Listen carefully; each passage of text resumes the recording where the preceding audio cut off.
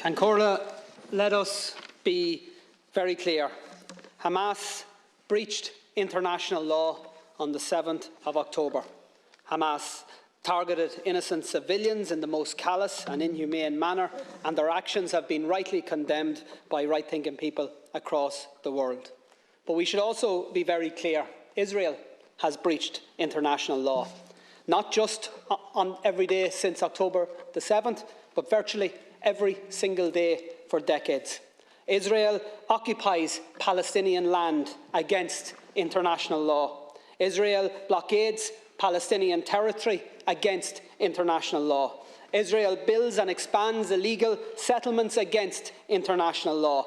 Israel enforces an apartheid system that restricts the movements of Palestinians and denies their fundamental rights against international law. And Israel regularly and systematically attacks and kills Palestinian civilians against international law. So the question that must be answered by all of us in political life is this: how does the world respond to flagrant abuses of international law? When it comes to the horrendous war crimes of Hamas, the response was very clear and very consistent. World leaders queued up to say Israel has the right to defend itself. One after another repeated the words, the great and the good, including our government: Israel has the right to defend itself. Repeated in statement after statement, tweet after tweet, despite the full knowledge that those words have become contaminated.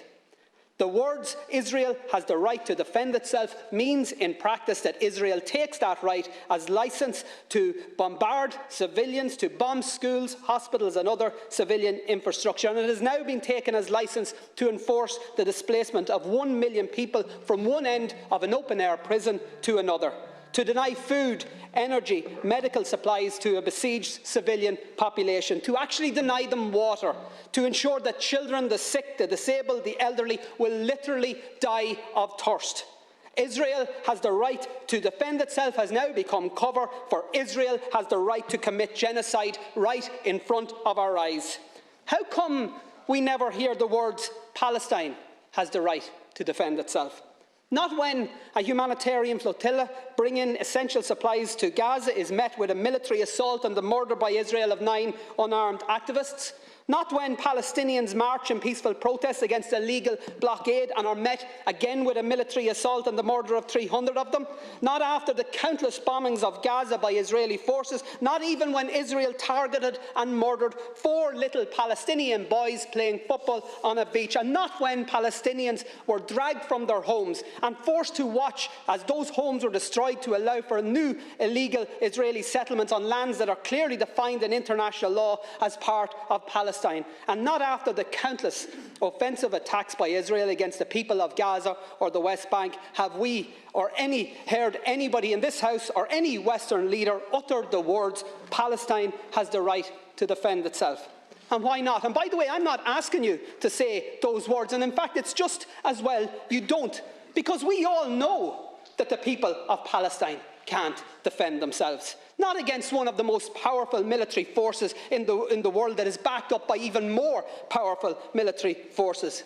The truth is that the people of Palestine, just like the innocent people of Israel, don't need the international community to tell them that their leaders have the right to inflict more bombings, more pain, more suffering. They need the international community to say stop, to say release the hostages, to say stop the bombings, the siege, the slaughter. They need the international community to tell Israel to stop the blockade, stop the apartheid, stop the annexation, to stop the genocide. And they need countries, Taoiseach, to lead the way. And Ireland should be one of those countries that leads the way. We know colonialism, we know oppression, we know conflict, but we also know conflict resolution. We know peace building, we know nation building. And because of what we know, what our history has taught us, our call tonight must be clear: immediate, full and unequivocal ceasefires, and a decisive international intervention that leads to negotiations and to a lasting and just peace settlement, and to, at long last, to a free, sovereign and independent Palestine.